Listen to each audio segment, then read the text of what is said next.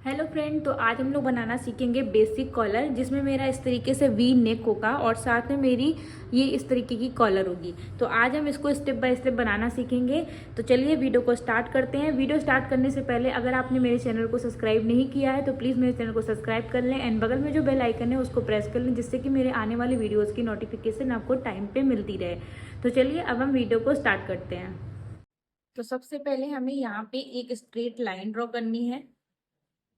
Straight line draw करने के बाद में जो भी आपका फुल शोल्डर होगा उसमें आपको +1 करना है। ठीक है, तो जैसे मेरा फुल शोल्डर है 15, उसमें मैंने किया +1 इंच, तो हमें मिला 16 इंच। इसको डिवाइड बाई हम 2 करेंगे तो मुझे कितना मिलेगा 8 इंच। ठीक है, तो यहाँ पे मैंने जो +1 इंच ऐड किया है शोल्डर में, वो इसलिए किया है जिससे कि जब आप कॉलर वाला कोई भी ब्लाउज कोई भी ब्लॉक बनाते हो या कोई भी सूट कोई भी ब्लाउज बनाते हो तो उसमें आपका शोल्डर में कोई खिंचाव ना आए, कॉलर में कोई खिंचाव ना आए। तो जब भी हम कोई कॉलर वाला ब्लॉक बनाएंगे तो उसमें हम जो भी मेरा शोल्डर होगा उसमें +1 इंच करेंगे। ठीक है, अब ये मेरा कॉलर वाला है, इसलिए मुझे क्या करना है, यहाँ से 1.25 इंच नीचे जाना है, डाउन जाना है। 1.25 पे हम डाउन चले गए। उसके बाद में ऑन फोल्ड की साइड से हमें मार्क करना है। जब हमारा पैक नेक होता है तो उसमें हमें क्या करना होता है, यहाँ पे हमारा जो फॉर्मूला होता है वो चेंज हो जाता है। फॉर्मूला क्या रहता है, तो फॉर्मूला क्या रहता है, जो भी हमारा यहाँ पे नेक का राउंड है उसको हमें 4 पार्ट में डिवाइड करना है। तो 4 पार्ट में जब हम डिवाइड करेंगे तो हमें कितना मिलेगा, जैसे कि मेरा नेक का राउंड है 13 इंच, जो भी मेरा नेक का राउंड है वो है 13 इंच। ठीक है, और इसको डिवाइड बाई हमने 4 किया, तो डिवाइड बाई 4 तो हमें कितना मिला 3.25। 3.25 इसमें से हम माइनस करेंगे 0.50 तो हमें कितना मिलेगा 2.75। ठीक है, तो हमने तो यहाँ पे 2.75 पे एक मार्क करना है। ठीक है, बट आपका यहाँ पे अलग आ सकता है, जितना आपका नेक का राउंड होगा आपका उसके हिसाब से आएगा। जैसे आपका नेक का राउंड है यहाँ पे 11 इंच, इसको डिवाइड बाय आप 4 करेंगे और उसमें से आप माइनस करेंगे 0.50, मतलब कि ½ इंच, तो आपको कितना मिलेगा 2.25। तो तब आपको यहाँ पे मार्किंग करनी है 2.25 पे। तो यहाँ पे हमने मार्किंग कर दी अपने नेक राउंड के हिसाब से। अब इसके बाद में यहाँ पे हम इस तरीके से क्रॉस लाइन ड्रॉ करेंगे। क्रॉस लाइन हमारी ड्रॉ हो चुकी है। अब हमें अपनी चेस्ट की लाइन निकालनी है। तो चेस्ट लाइन हम कैसे निकालेंगे, क्योंकि मेरा यहाँ पे पूरा पैक नेक है तो उसके हिसाब से हम पैकनिक वाला फॉर्मूला देखेंगे। तो यहाँ पे ये जो मेरा पैकनिक वाला फॉर्मूला है इस तरीके से उसको देखेंगे। तो मेरा चेस्ट कितना है 35, तो मेरा हमें कौन सा देखना है, बीच वाला। बीच वाली लाइन को हम देखेंगे तो यहाँ पे हम लिखेंगे 35 डिवाइड बाई 6 +1 इंच, तो हमें कितना मिलेगा 6.83, मतलब कि 6.75 के ऊपर एक लाइन जितना। ठीक है, यहाँ पे हम इस तरीके से मार्क करेंगे और जहां पे हमें मार्क मिला है वहां पे हम एक स्ट्रेट लाइन ड्रॉ करेंगे। तो इस जगह पे हमें एक स्ट्रेट लाइन ड्रॉ करनी है इस तरीके से। स्ट्रेट लाइन मेरी ड्रॉ हो चुकी है। अब हम इस लाइन का और जहां पे हमने 2.75 की मार्किंग की है इन दोनों का हम सेंटर लेंगे और सेंटर पे मार्क करेंगे। मार्क हमने कर दिया। अब हमें यहाँ से ब्लॉक की लेंथ लेनी है। ठीक है, आप सूट ब्लाउज कुछ भी बना रहे हैं आपको उसकी लेंथ लेनी है। अब यहाँ पे मैं सिर्फ ब्लॉक बना रही हूँ तो ब्लॉक की लेंथ मैंने यहाँ पे 15 इंच डिसाइड की है, तो यहाँ पे हम 16 इंच पे मार्क कर देंगे। अगर आपने 16 इंच डिसाइड की है तो आप 17 पे मार्क करेंगे, मतलब जितनी भी आपने लेंथ ली है आप उसमें +1 इंच ऐड करेंगे। तो यहाँ पे मैंने 15.5 इंच ले ली और उसमें +1 इंच ऐड कर दिया तो हमें मिला 16.5 इंच। इसके बाद में यहाँ पे हम इस तरीके से एक स्ट्रेट लाइन ड्रॉ करेंगे। इस तरीके से स्ट्रेट लाइन ड्रॉ हो गई। अब हम अपनी चेस्ट की मार्किंग करेंगे। तो जब भी आपका पैकनेक हो तो आपको लूजिंग ऐड करनी है 3 इंच की।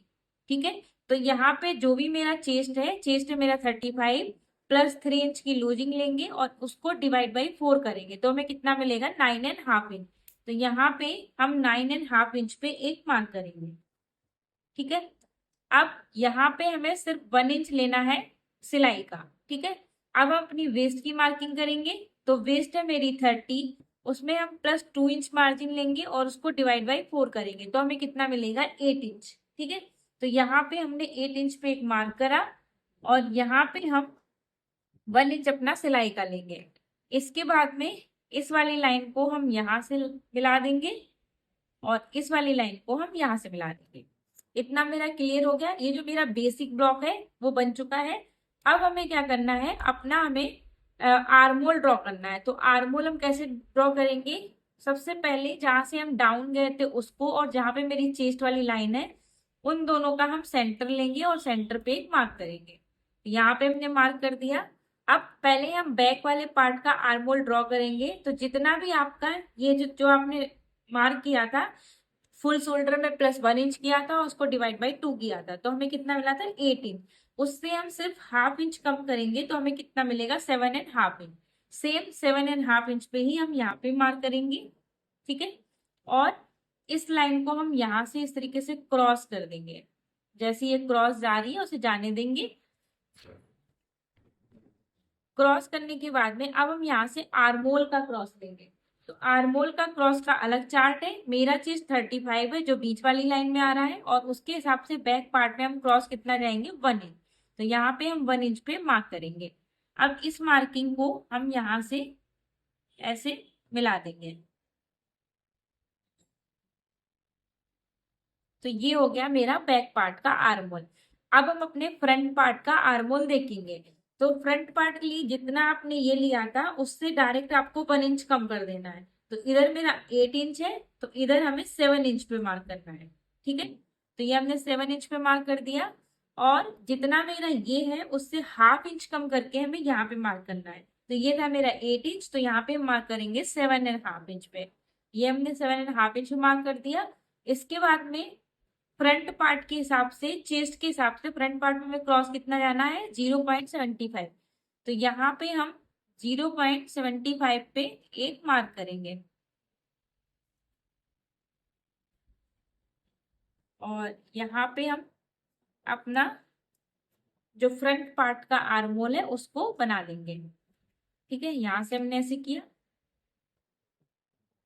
और इसको यहाँ से मिला दिया। तो ये हो गया मेरा फ्रंट पार्ट का आर्मोल और ये हो गया मेरा बैक पार्ट का आर्मोल। इतना क्लियर हो गया। अब हम अपना नेक डीप का निशान लगाएंगे। तो नेक डीप मुझे यहाँ पे रखना है 7 इंच।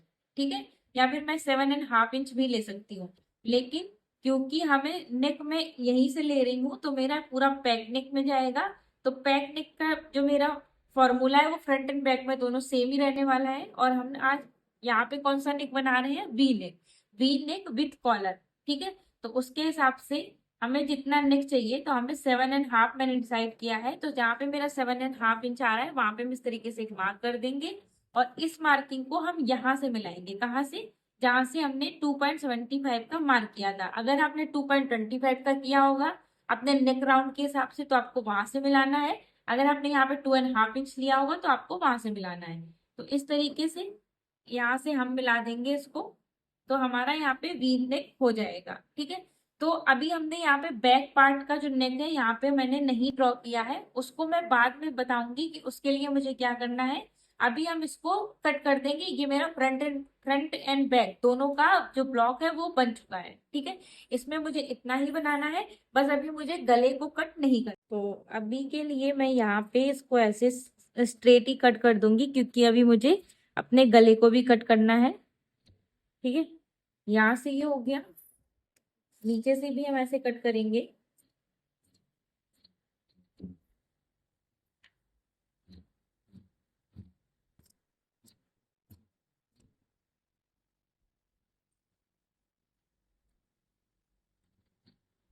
पहले हम बैक वाले आर्मोल को कट करेंगे, फ्रंट का अभी हम नहीं करेंगे।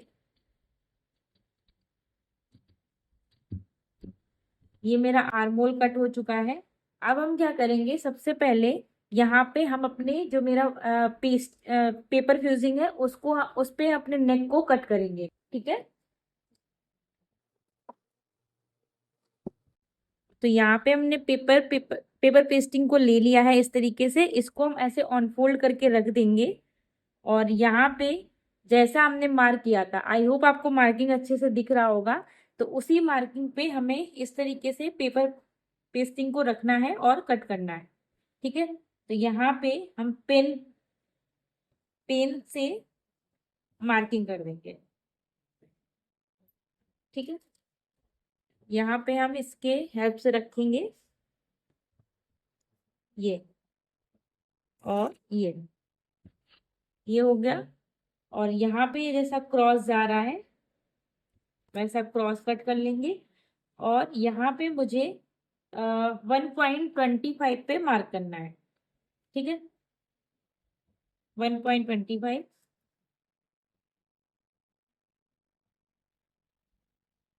यहाँ से हम 1.25 यहाँ पे हम ऐसे रखेंगे। यहाँ से इसको मिलाते हुए स्केल की हेल्प से ऐसे नेक बना लेंगे। नेक मेरा हो गया। अब हम जो मेरा एक्स्ट्रा है उसको हम कट कर देंगे कैनवास।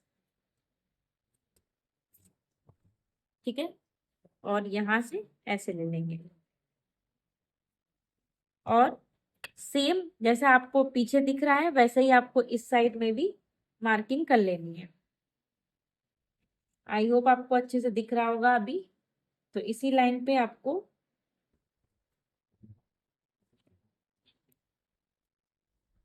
ऐसे नेक का मार्किंग कर लेनी है। तो ये मेरा इस तरीके से वी नेक हो जाएगा। अभी के लिए इसको हम साइड में रखेंगे। ठीक है, ये पहले मैंने कट कर लिया जिससे कि सही रहे। अब यहाँ से हमें शोल्डर जो डाउन गए थे उसको भी कट करके निकाल देना है।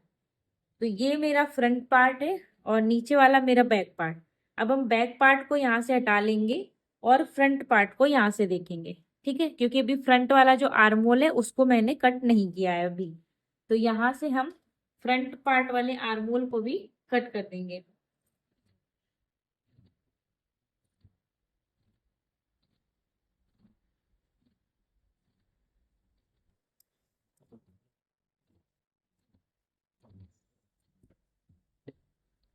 ये हमने फ्रंट पार्ट के आर्म होल को कट कर लिया। अब हमें यहाँ पे ये हो गया मेरा बैक पार्ट और ये हो गया मेरा फ्रंट पार्ट।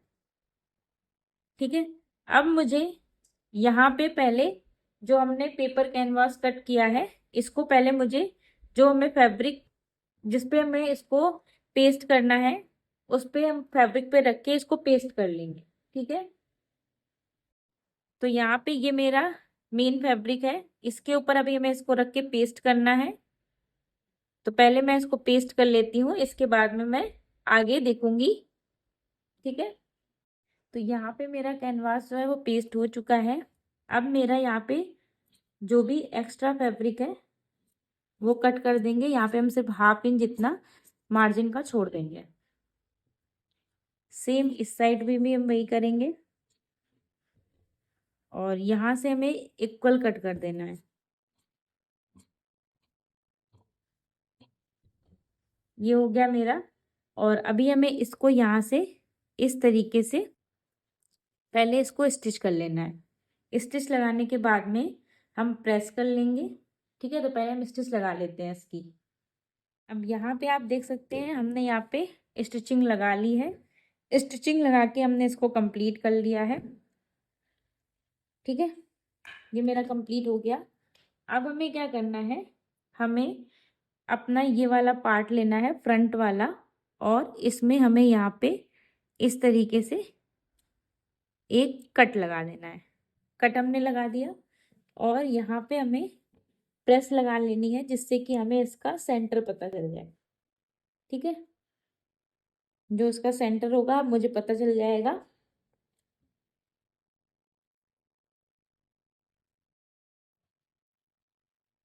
मुझे यहाँ से अपना सेंटर मिल चुका है। अब यहाँ पे हम इसको इसके भी कट लगाएंगे।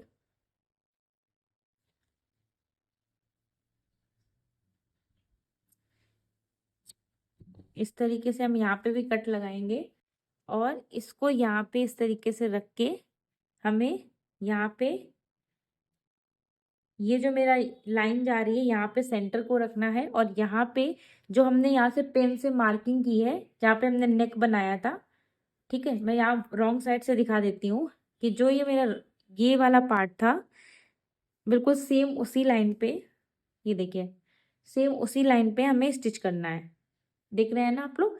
तो इसी तरीके से हमें स्टिच करना है। तो हम इसको, अगर हमें इस पट्टी को, ग्रीन पट्टी को ऊपर दिखाना होगा तो हम उल्टे साइड से लगाएंगे तो वो सीधे साइड में आएगी। लेकिन अगर हमें इस पट्टी को नहीं दिखाना है तो हम सीधे से लगाएंगे तो ये मेरी बैक बैक वाला जो पार्ट है, रॉन्ग साइड है, वहां पे चला जाएगा। तो मुझे इसको नहीं दिखाना है, इसलिए मैं इसको राइट वाले पार्ट में अटैच करूंगी। ठीक है, यहाँ से हम इसको ऐसे रखेंगे और यहाँ से हम इसको अटैच कर देंगे। ठीक है, उससे पहले हम यहाँ पे 1 से 2 पिन भी लगा लेंगे। यहाँ पे हमने पिन लगा ली हैं। चलिए अब हम चलते हैं अपनी सिलाई मशीन की तरफ। तो यहाँ पे सबसे पहले मैं इस तरीके से, जहाँ पे हमने पेन चलाया था, पेन से मार्किंग की थी गले की, उसी लाइन के ऊपर ही हमें स्टिच चलानी है। ठीक है, इस तरीके से। और यहाँ पे जो ये मेरा पॉइंट बन रहा है, यहाँ से हमें प्रेशर फुट को उठाना है और सिर्फ एक लाइन जितना। तो फ्रेंड्स, यहाँ पे मेरा वीडियो नहीं रिकॉर्ड हो पाया था, लेकिन मैं फिर से आपको बता देती हूँ, दोबारा से रिपीट कर दे रही हूँ। यहाँ पे जो हमने पेन से मार्किंग की थी, उसी मार्किंग के ऊपर हमें इस तरीके से स्टिचिंग लगानी है। और यहाँ पे प्रेशर फुट को हमें इस तरीके से उठाना है और यहाँ पे सिर्फ एक लाइन जितना आगे पीछे करते हुए लॉक लगा देना है।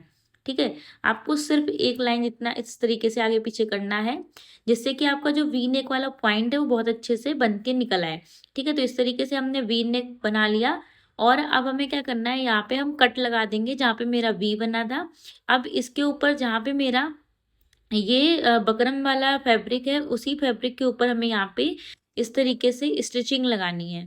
ठीक है, जैसा आप स्क्रीन पे देख रहे हैं, इसी तरीके से आपको प्रोसेस करना है। पूरा सारा मार्जिन हमारा गले की तरफ आ जाएगा और यहाँ पे जितने में पॉसिबल होगा उतने में हम धार स्टिच लगाएंगे। ठीक है, पूरे में तो मेरी पॉसिबल नहीं है, जितने में पॉसिबल है उतने में हम लगा देंगे। प्रेशर फुट को इस तरीके से निकाल लेंगे और दूसरी साइड में ले जाके यहाँ पे हम दोबारा से धार स्टिच लगा देंगे। ठीक है, इस तरीके से दोबारा से हमें धार स्टिच लगा देनी है। आपको वीडियो को स्किप नहीं करना है, वीडियो को अच्छे से धीरे धीरे करके देखना है, जिससे कि आपके जितने भी डाउट हैं वो डाउट क्लियर हो जाए। तो यहाँ पे हो गया। अब हमारी जहाँ जो थ्रेड था उसको हमने कट कर दिया। अब हम इसे उल्टे साइड पे लेके जाएंगे और यहाँ पे हम अच्छे से आयरन कर देंगे। या तो यहाँ पे आप हैंड स्टिच लगा सकते हो, या फिर आप जो हमारा रिवर्सिबल टेप होता है उसकी हेल्प से, प्रेस की हेल्प से यहाँ पे आप चिपका सकते हो। कैसे चिपकाना है, चलिए आइए वो भी देखते हैं। तो यहाँ पे हमने गले को हम पीछे की साइड लेके जाएंगे और यहाँ पे हम अपना रिवर्सिबल वाला टेप ले लेंगे। ठीक है, टेप को हमने ले लिया है और टेप को लेने के बाद में एक पहले टेप को लगाने से पहले यहाँ पे हम अच्छे से आयरन कर लेंगे और अब हम रिवर्सिबल टेप को उसके अंदर रखेंगे और यहाँ पे हम अच्छे से प्रेस लगा देंगे। ठीक है, यहाँ पे हम इस तरीके से प्रेस लगा देंगे। अब एक साइड का गला मेरा अच्छे से चिपक गया है, अब दूसरे साइड पे भी हम ऐसे ही करेंगे। ठीक है, अच्छे से हमने पेस्ट कर दिया। और अब हम क्या करेंगे, अब हम इसके शोल्डर को ज्वाइंट करेंगे। आगे का आप नेक देख सकते हैं कितने फिनिशिंग के साथ में रेडी हुआ है। अब हम पीछे वाले पार्ट को भी रेडी करेंगे। तो उसके लिए हमें पहले शोल्डर को ज्वाइंट करना होगा। तो इस तरीके, तो यहाँ पे हमने फ्रंट एंड बैक पार्ट को एक दूसरे के ऊपर रख लिया है एंड हमने यहाँ पे स्टिचिंग लगाना स्टार्ट करेंगे। 1/2 इंच हमने मार्जिन का लिया था, तो 1/2 इंच पे ही हम यहाँ पे स्टिच लगाएंगे। तो जिस तरीके से मेरा क्रॉस में जा रहा है उसी तरीके से हमें क्रॉस में 1/2 इंच लेते हुए यहाँ पे स्टिच लगाना है। यहाँ पे हम लॉक लगा देंगे गले के साइड में। सेम दूसरे साइड में भी सेम मेथड में फॉलो करना है। ठीक है, जैसा हमने एक साइड में किया सेम इसी तरीके से हमें दूसरे साइड में इसी तरीके से प्रोसेस फॉलो करना है और हमें दूसरा वाला शोल्डर जो है उसको भी ज्वाइंट कर देना है। ठीक है, तो यहाँ पे अच्छे से मेरे दोनों जो शोल्डर हैं वो मेरे ज्वाइंट हो चुके हैं। अब हम क्या करेंगे, यहाँ से पहले हम थ्रेड को कट कर देंगे। तो हमने थ्रेड को इस तरीके से कट कर लिया है। अब हम क्या करेंगे, यहाँ पे हम इसको इस तरीके से डबल फोल्ड कर लेंगे। ऑन फोल्ड के साइड में कट लगा देंगे। उसके बाद में जो हमारी 0.25 जितना हमें नीचे जाना है, लेकिन 0.25 में कहाँ से नीचे जाना है, पहले तो जो हमारा 1/2 इंच है सिलाई वाला, तो उसको हमें स्ट्रेट लाइन कर देना है। इसके बाद में हम 0.25 नीचे जाएंगे और इस तरीके से क्रॉस करते हुए यहाँ पे इसको हम कट कर देंगे। हमें सिर्फ 0.25 जितना ही नीचे जाना है। यहाँ से जितना ये क्रॉस जा रहा है उसे हमने क्रॉस में कट कर दिया है। तो ये मेरा हो गया। अब हम क्या करेंगे, अब हम इसकी जो कॉलर है उसको कट करेंगे। उससे पहले हम यहाँ पे इसका फाइनल लुक देख सकते हैं। ठीक है, कुछ इस तरीके का आएगा। अब हम इसकी कॉलर को कट करना स्टार्ट करेंगे। तो यहाँ पे आप देख सकते हैं ये मेरे फ्रंट एंड बैक पार्ट है। और अभी हमें क्या करना है, पेपर पेस्टिंग को इस तरीके से हम ऑन फोल्ड करके ले लेंगे यहाँ पे। तो इस तरीके से पेपर को हमने ऑन फोल्ड करके रख लिया। ये हमारा ऑन फोल्ड करके पेपर पेस्टिंग रख ली है हमने। अब सबसे पहले हम एक स्ट्रेट लाइन ड्रॉ करेंगे। यहाँ से हमें एक स्ट्रेट लाइन ड्रॉ करनी है। इसके बाद में हमें यहाँ पे चेक करना है कि हमें कॉलर को कहाँ तक लगाना है। तो उसके लिए हमें क्या करना होगा, जो भी हमारा रेडी नेक है, जो हमारा बन के रेडी हुआ है नेक, उसका हमें सेंटर लेना है। ठीक है, तो यहाँ पे हम एक सेंटर पे मार्क करेंगे। तो इस तरीके से हमने सेंटर पे एक मार्किंग कर दी है। मार्किंग का हम सेंटर लेंगे, मतलब जो मेरा गला है उसका सेंटर लेंगे और सेंटर से 1 इंच मैं ऊपर आ रही हूँ। आप चाहो तो जो आपकी कॉलर है उसे सेंटर तक भी रख सकते हो या सेंटर से 1/2 इंच या फिर 1 इंच ऊपर भी लगा सकते हो। ठीक है, तो हमने यहाँ पे 1 इंच ऊपर ले लिया है। अब हम क्या करेंगे, जहाँ तक हमें कॉलर को लगाना है वहाँ तक हमें इस तरीके से रखना होगा। ठीक है, ये मेरा बैक पार्ट है और आगे मेरा फ्रंट पार्ट है। तो जहाँ तक मेरी कॉलर जा रही है वहाँ पे मैं एक मार्किंग कर देनी है इस तरीके से। अब हमें रेडी कॉलर कितनी चाहिए है वो देखेंगे। उससे पहले हमारा जो यहाँ पे पेपर पेस्टिंग ज़्यादा हो रहा था तो उसको मैंने छोटा कर लिया और मैंने दोबारा से यहाँ पे मार्किंग कर ली।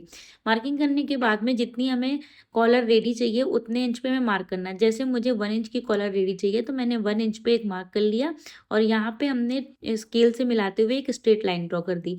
आगे से हमने थोड़ा सा कर्व कर दिया है, राउंड शेप दे दिया है। आप चाहो तो स्ट्रेट भी रख सकते हो।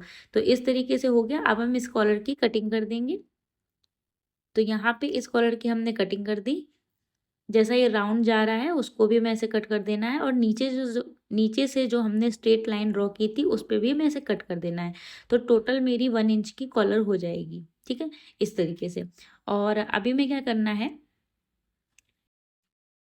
यहाँ पे मैं सेंटर पे एक छोटा सा 1 लाइन जितना एक कट लगाना है और हमें ऊपर इस तरीके से कॉलर को रखना है और पेस्ट करना है। कैसे करना है आगे हम इसको धीरे धीरे समझेंगे कि किस तरीके से हमें पेस्ट करना है जिससे कि मेरी जो कॉलर है उसमें कोई भी क्रीज ना आए। तो अभी के लिए इसे हम साइड में रखेंगे और एक हम 2.5 इंच जितना कैनवास की पट्टी हम और कट कर लेंगे। यहाँ पे हमने ऑन फोल्ड करके पेपर पेस्टिंग को रखा था और इसको भी हमें जो मेरा मेन फैब्रिक है कॉलर वाला उसमें हमें पेस्ट कर लेना है। तो इस तरीके से हमने फैब्रिक को ले लिया है। तो यहाँ पे हम जो मेरे पेपर पेस्टिंग है उसको रखेंगे और यहाँ से हम इसको कट कर देंगे। तो आप देख सकते हैं यहाँ पे हमने इसको कट कर लिया है और इसको हमने अच्छे से प्रेस की हेल्प से इसको पेस्ट कर लिया है। अब हम अपनी कॉलर को देखेंगे। तो कॉलर के लिए हमें क्या करना है, यहाँ पे ऊपर जहाँ पे हमने राउंड दिया था वहाँ पे हमें 0.25 जितना हल्का सा क्रॉस रखना है जिससे कि जो मेरी कॉलर का कॉलर है उसमें कोई क्रीज नहीं आएगी और मेरी कॉलर बहुत अच्छे से रेडी हो जाएगी। तो उसके लिए हमने इस तरीके से क्रॉस रखा है और यहाँ पे हमने इसको पेस्ट कर लिया है। पेस्ट करने के बाद में थोड़ा सा हम हाफ इंच एक्स्ट्रा फैब्रिक रखते हुए बाकी का जो फैब्रिक है उसको हम कट करके निकाल देंगे इस तरीके से। तो आप देख सकते हैं इसको हमने निकाल दिया है। और अब हम जो हमने इस तरीके से 2.5 इंच की जो पट्टी कट की थी उस पट्टी के ऊपर हमें क्या करना है, यहाँ पे उस पट्टी को भी ले लेना है और अपनी कॉलर का जो मेन पार्ट है उसको भी हमें पेस्ट कर लेना है। ठीक है, तो हमने फैब्रिक को कुछ इस तरीके से रखा और जो मेरा राउंड वाला पार्ट है वहाँ पे हम 0.25 जितना इस तरीके से क्रॉस जाएंगे। ठीक है, तो मेरी कॉलर कुछ इस तरीके से क्रॉस में रखनी है हमें। इस तरीके से हमने क्रॉस में रख ली और अब हमें इसको पेस्ट कर देना है। ठीक है, तो जिस तरीके से ये जा रहा है सेम वैसे ही हमें इसको पेस्ट कर देना है। पेस्ट करने के बाद में जो मेरा एक्स्ट्रा है हमें हाफ इंच मार्जिन छोड़ते हुए बाकी का मुझे एक्स्ट्रा वाला कट कर देना है। ध्यान रहे दोनों साइड में हाफ इंच जितना एक्स्ट्रा छोड़ देना है। ठीक है, तो इस तरीके से छोड़ते हुए बाकी का हम कट कर देंगे। अब हमें क्या करना है, जो मेरे स्ट्रेट वाला जा रहा है यहाँ पे हमें इस तरीके से 0.25 पे एक स्टिच लगा देनी है। स्टिच लगाने के बाद में हम आगे देखेंगे क्या करना है। तो यहाँ पे मैंने स्टिच लगा दी है। स्टिच लगाने के बाद में इसके ऊपर हम प्रेस करेंगे।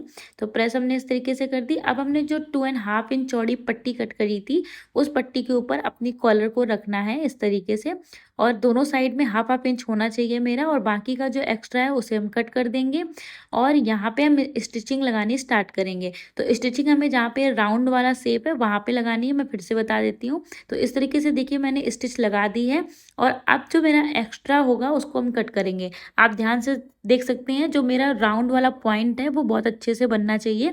तो इस तरीके से ये बन चुका है। बाकी का फैब्रिक जो मेरा एक्स्ट्रा है उसको हम कट कर देंगे इस तरीके से। और अब हम क्या करेंगे, यहाँ पे हम सिर्फ 0.25 छोड़ते हुए बाकी का हम कट कर देंगे। तो आप देख सकते हैं 0.25 जितना हमने छोड़ दिया, बाकी का जितना भी एक्स्ट्रा है उसको हमने कट कर दिया। कट करने के बाद में इसको हम ओपन करेंगे, और जो हमने 2.5 इंच चौड़ी पट्टी काटी थी उस पट्टी की तरफ मार्जिन को रखते हुए यहाँ पे हम धार स्टिच लगाएंगे जितने में पॉसिबल होगी।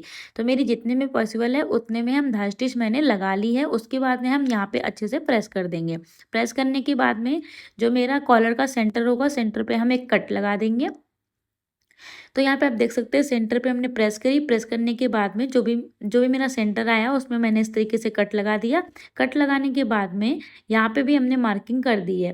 मार्किंग करने के बाद में अब हम क्या करेंगे, जो मेरा मेन ब्लॉक वाला पार्ट है उसमें भी हम सेंटर पे एक मार्क कर देंगे। फ्रंट एंड बैक दोनों में हम मार्किंग कर देंगे।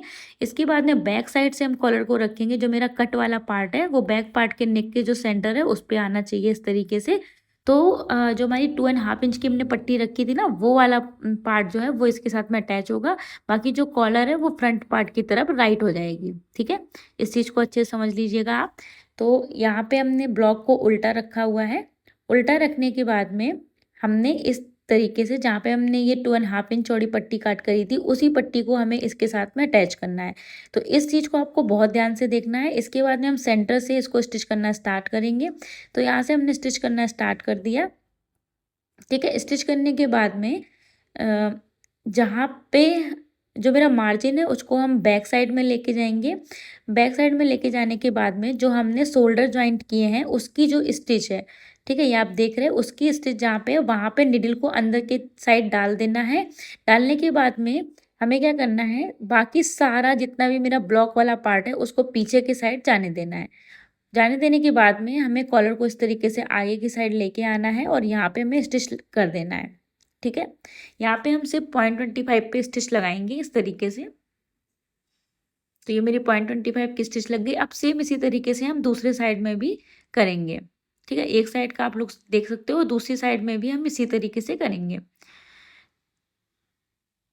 तो एक बार इसको आपको बहुत अच्छे से देखना है। अगर आपने ये चीज़ अच्छे से देख ली तो आपका जो कॉलर है वो भी मेरी तरह एकदम मस्त दिखेगा। अब यहाँ पे निडल को हमने दोबारा से डाला और जितना मार्जिन था उसे पीछे की साइड जाने दिया और यहाँ पे हमने दोबारा से स्टिच लगाना स्टार्ट कर दिया। ठीक है, इस तरीके से हमने स्टिच लगाना स्टार्ट कर दिया। अब जितना भी, ठीक है, ये मेरा पूरा स्टिच हो चुका है। अब हम क्या करेंगे, निडल को निकाल लेंगे और हम इसको फ्रंट पार्ट पे लेके जाएंगे। जो मेरा राइट वाला पार्ट है, राइट पार्ट में हमें आर्म होल जहाँ पे हमने ज्वाइंट किए थे वहाँ दोनों साइड में हमें कट लगा देने हैं। ध्यान रहे आपका जो आपने मशीन चलाई है वो कट नहीं होना चाहिए, जो थ्रेड है। ओके, उसके बाद में हमें यहाँ पे इस तरीके से बिल्कुल किनारे किनारे से हमें यहाँ पे सिलाई लगा लेनी है इस तरीके से। ठीक है, तो अब हम, आप देख रहे हो कितने अच्छे से मेरी पूरी कॉलर लग चुकी है। और अभी हम लोग इसका फाइनल लुक भी देखेंगे कि किस तरीके से मेरा कॉलर रेडी हुआ है। ये हो गया। अब यहाँ से हम निकाल लेंगे। उसके बाद में तो इस तरीके से मेरी पूरी कॉलर जो है वो बन के रेडी हो चुकी है और अभी हमें इसमें अच्छे से आयरन कर देना है। आयरन करने के बाद में अभी मैं इसका फाइनल लुक भी दिखाऊंगी आपको कि कितनी फिनिशिंग के साथ में मेरी कॉलर रेडी हुई है। आई होप आपको मेरा ये आज का वीडियो पसंद आया होगा। पसंद आया हो तो प्लीज़ वीडियो को लाइक करें, चैनल को सब्सक्राइब करें, एंड बगल में जो बेल आइकन है उसको प्रेस करें जिससे कि मेरे आने वाले वीडियोस की नोटिफिकेशन आपको टाइम पे मिलती रहे। मिलती हूँ अपने नेक्स्ट वीडियो में, तब तक के लिए बाय गाइस।